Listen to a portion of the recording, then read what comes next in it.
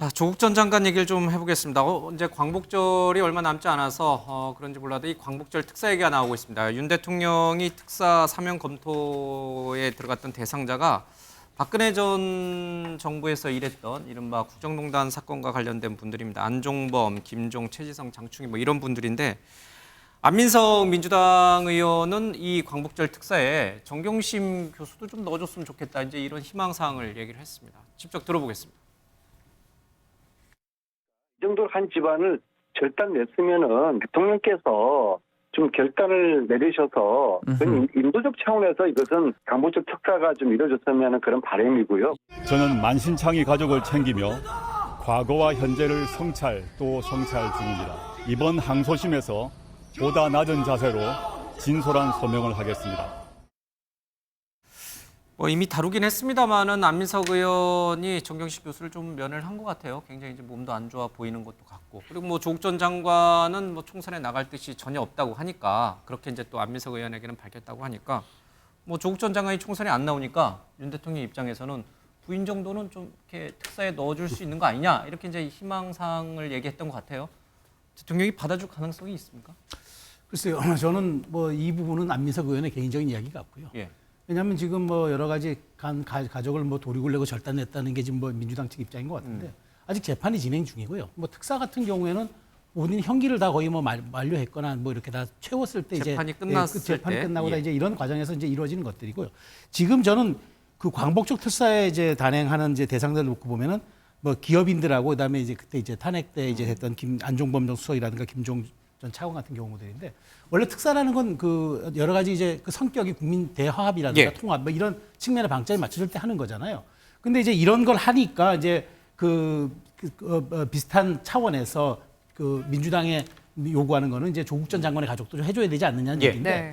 그렇게 특사라는 게 그렇게 정치적 고려 물론 뭐 정무적 고려를 통해서 특사가 이루어지긴 합니다만은 과연 이 부분이 지금 그렇게 국민적인 정서가 받아들일 수 있는 정도 용납이 되는가? 물론 그 아들들과 딸들이 지금 우리는 더 이상 이제 재판 진행하지 않겠고 이제 받아들이겠다라고 얘기하는데 네. 그것 가지고 또 조국 전 장관이 사실 최근에 뭐 이렇게 뭐 특별하게 또 이 부분에 대해서 본인이 언급한 적도 없는데 이걸 가지고 대통령이 사면권까지 행사해야 되느냐, 특사까지 가느냐. 저는 뭐 여기에 대해서는 뭐 대통령실이 판단할 문제긴 한데 저는 그렇게까지 확대될 것 같지는 않아 보이고요. 네. 이 부분에 대해서는 아마 지금 조국 전 장관이 굉장히 지금 말하자면 민주당 총선 전략에 뜨거운 감자 혹은 굉장한 지금 변수로 지금 부상하고 있기 때문에 이슈 관리 차원에서 저는 안민석 의원이 지금 타이밍 맞춰가지고 이 문제를 저는 제기한 거라고 생각을 합니다. 치밀한 정치적 전략. 그러니까 뭐 지금 여러 가지 국민의힘은 없는데 민주당 쪽이나 아니면 이화영 전 지사 쪽은 많이 갖고 있는 거 그건 같아요. 모르겠습니다. 알겠습니다. 차 교수님도 혹시 이 특사론, 그러니까 이제 정경심 교수의 특사론이 이제 조국 전 장관을 염두에 둔 정치적인 어떤 흐름, 뭐 그런 전개 속에서 나온 의도적 발언이라고 보시는 건가요? 저도 좀 이 이야기 듣고 좀 뜬금없다는 생각이 들었어요. 뭐 제가 뭐 법률 전문가는 아니지만 사실 지금 조국 전 교수하고 부인하고는 일종의 공범 관계잖아요. 그래 이제 지금 부인 같은 경우는 지금 최종심까지 끝났습니다만 지금 조국 장관 공범에 대한 재판이 한참 진행 중인데 지금 다른 분은 이 지금 최종심이 끝났다고 해서 사면시켜주고 그리고 지금 공범은 다시 또 계속 재판을 한다? 이거는 제가 봤을 때 그렇게 상식적이지는 않거든요. 네. 그렇지 않습니까? 그렇기 때문에 사실 과연 이 지금 정경심 씨의 그런 여러 가지 딱한 처지 뭐 그런 측면에서 상당히 좀 인간으로서 좀 이런 걸 좀 해줬으면 좋겠지 않겠나 하는 식의 그러한 뭐 이 배려에서는 아마 안민석 의원의 그 제안일 수도 있지만 또 한편으로는 어차피 이거 안 되는 거 뻔하게 아는데 그냥 지금 조국 전 장관을 둘러싼 여러 가지 이 팬덤들이 많잖아요. 그런 부분들을 나름대로 고려한 일종의 자기 정치의 발로에서 비롯된 발언일 수도 있겠다라는 생각이 들고 실제 과연 조국 전 장관은 이 지금 아내의 안타까운 사정을 공감하면서도 안타깝게 생각하면서도 조국 전 장관이 그러면 과연 윤 대통령에게 특사를 요청하고 싶은 마음이 있을까요? 어떻게 생각하세요? 저는 그렇게 생각이 별로 없을 거라는 제가 생각이 말하면 저 패널 출연료 줍니까? 지금 안민석 의원의 말을 들어보면 이게 그렇게 이야기하잖아요. 한 집안을 절단냈다. 기본적으로 이 수사나 재판이 부당하다는 전제하에 지금 말을 이어가고 있는 것이거든요. 그러면서 이 정도 복역을 했으니까 이제 특사로 풀어주는 게 맞지 않냐. 이건 정말로 안민석 의원의 개인적인 생각이죠. 예. 그리고 그 입장을 대변한 것이지 이게 상식적이지는 않아요. 그리고 조국 전 장관이 총선 출마 안 한다니까 이제 특사 고려할 수 있는 거 아니냐? 조국 전 장관이 총선 출마를 안 하는 건 상식 아닙니까? 그게 무슨 큰 결단이나 뭐 자기 희생이 아니잖아요. 많은 국민들은 당연히 총선을 안 나가는 게 상식이라고 생각해요. 근데 지극히 상식적인 결단을 한다고 해서 특사라는 어떤 특혜를 베풀어 줘야 된다는 그 발상 자체가 많은 국민들께서 동의하지 않으실 것 같아요. 우리 저는 이제 그 조국 전 장관의 부인 정경심 교수가 됐던 다른 분이 됐던 여러분들이 이게 특사나 사면의 대상이 된다는 거는 저 이런 기준이 필요하다고 생각합니다. 일단은 국민적인 공감대가 있어야 돼요. 예. 어느 분을 이제 일반인과 다르게 특별 사면 아니겠습니까? 네. 두 번째는 국민적 공감대와 함께 이제 국민 통합에 도움이 되는가 예. 이게 저는 큰 기준이라고 봅니다. 네. 그렇기 때문에 우리 헌법에서 대통령에 한해서 정말 이 사면권을 주고 많은 국민들이 사면권을 제한하거나 없애야 된다고 하지만 여전히 부여하고 있지 않습니까? 근데 저는 조국 전 장관뿐만 아니고 요즘 지금 거론되는 분들 뭐 안종범 전 청와대 수석이랄지 김종 전 청와대 문체부 차관이랄지 네. 이런 분들까지 이번에 사면 복권이 되면요. 이른바 국정농단이나 이런 분들이 모두 족쇄가 풀립니다. 우리 기억하시지만 연초에 이명박 전 대통령 그다음에 누굽니까? 우병우 수석, 김기춘 비서실장, 최경환 부총리. 저는 그거 보면서 과연 국민적 공감대가 있는가, 그럼 소통에 우리 국민 통합에 도움이 되는가 이런 생각을 해보거든요. 네. 저는 이게 자칫 정말 지금 용산 대통령실이나 아니면 대통령이나 이런 분들이 총선을 위해서 예전 본인이 다 수사했던 분들 예. 다 풀어주면서까지도 이 보수 진영 오로지 자기를 지지하는 사람들만 한번 몰아보겠다는 이런 총선 전략으로 접근하는 사면이나 복권은 저는 반대합니다. 네. 그렇게 해서는 안 되고요. 정말 국민 통합과 국민적 공감대가 있는 거 그거를 위해서 대통령께 사면권을 부여돼 있다. 네. 이런 말씀 꼭 드리고 싶습니다. 네, 이 대통령의 고유 권한인 사면권, 광복절 특사의 규모 그리고 대상이 어떻게 될지 한번 지켜보도록 하겠습니다. 조국 전 장관이 생업에 바빠서 딸 일거수일투족을 알기 어렵다. 공범으로 보기 어렵다. 이렇게 얘기를 했는데 조민 씨는 뭐 모든 어떤 검찰의 주장이나 이런 부분에 대해서 처음에 굉장히 이제 사실이 아니다. 법적으로 끝까지 싸우겠다 얘기하다가 항소를 포기했잖아요. 약간 좀 아버지와 딸이 조금 차이가 있는 건가요? 아니면 같은 맥락에 있는 건가요? 아니, 조민 씨가 항소를 포기한 거는 검찰에 대한 항소는 아니고요. 이제 본인에 대한 그 입학 취소 그 처분에 대해서 행정소송으로 다투다가 이제 그거는 그 취하하면서 그 입학 취소 그 절차가 확정이 된 것이고 예.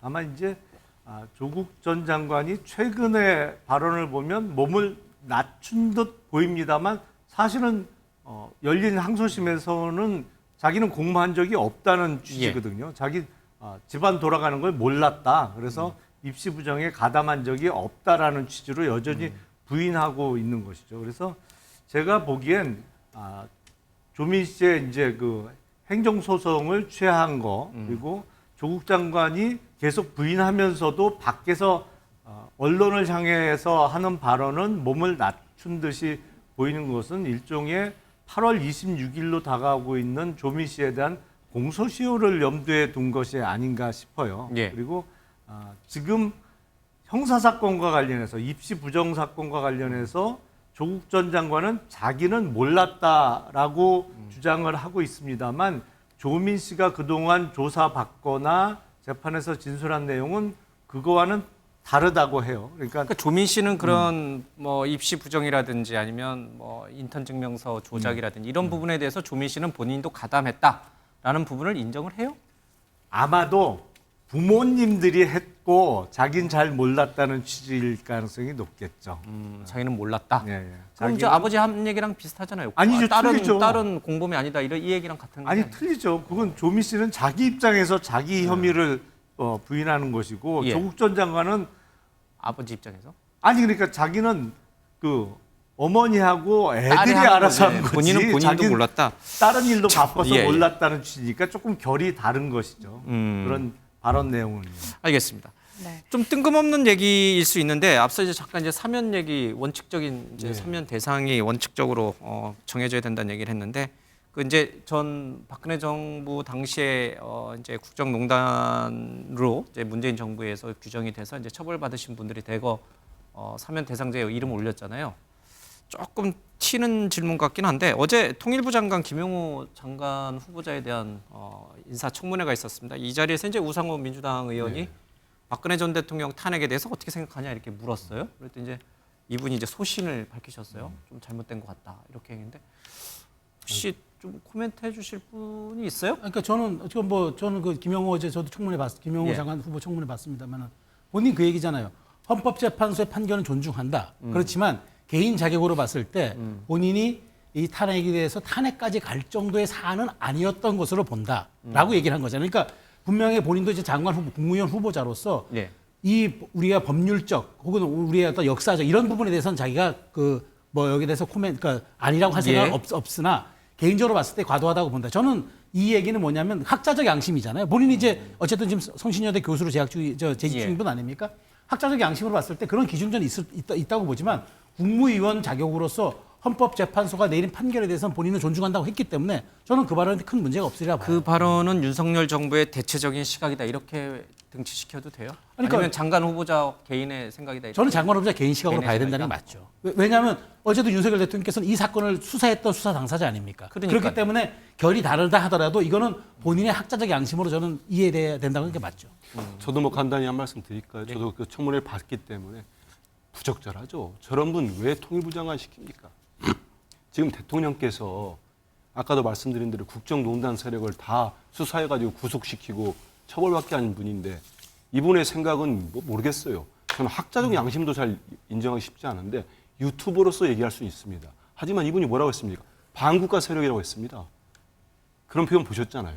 그 탄핵을 추진하고 촛불혁명을 한 시민들을 반국가 세력, 국회도 반국가 세력이냐고 우상호 의원이 물어보니까 뭐 지금 뭐 그렇게 생각하지 않는다고 하면서 탄핵은 과했다고 해버리면은 그 연인은 우리 1,700만 명입니까? 2,700만 명입니까? 우리 국민들은 뭐가 되고 저는 대통령도 도대체 이해가 안 돼요. 본인의 국무위원을 꼭 저런 분을 써야 되겠습니까? 저는 그래서 국회에서도 청문회를 인사청문 보고서가 채택될 가능성은 제로에 가깝습니다. 그러면 대통령이 지금의 지명을 처리하시는 게 맞지. 그거 모든 거 무시해버리고 그냥 강행해버리면 또 국민과 맞서겠다는 얘기밖에 안 됩니다. 네. 지금은 정권 초기지만 아무리 그래도 국민을 이기는 정권 없습니다. 이렇게 되면 김용남 의원에게도 발언권 좀 드리고 가야 될 것 같아요. 예, 오늘 너무- 좀 많이 튀시는데요. 제가 보기에는 아마 더불어민주당에서 그 후보자에 대해서 임명에 가장 크게 반대하는 이유는 북한에 대한 시각 때문으로 보여요. 북한에 대해서 북한 인권에 대해서 당당하게 말할 수 있어야 된다. 그리고 뭐 민주당식 표현에 의하면 흡수 통일을 주장하는 사람이 통일부 장관으로서 자격이 있느냐 뭐 이런 입장에서 임명을 반대하는 것이 가장 큰 이유로 보이는데 저는 시각이 좀 다릅니다. 북한 인권에 대해서 이야기하는 것은 인류의 보편적인 가치라고 생각을 해요. 이거는 북한 주민에 대해서 무관심 아니면 외면하면서 우리가 통일을 이야기하는 것 자체가 예. 저는 어불성설이라고 생각을 하고요. 그리고 통일의 방식은 여러 가지가 있을 수 있습니다만 우리가 가장 쉽게 떠올릴 수 있는 통일의 방식이 동서독 간의 통일 방식이잖아요. 근데 그게 사실은 동독이 무너지면서 통일이 된 것이죠. 그런 통일 방식을 우리가 준비를 해야 되거든요. 근데 흡수 통일이요? 그거를 이야기한다고 해서 통일부 장관으로서 자격이 없다? 저는 그 말에 동의하기는 어렵습니다. 알겠습니다.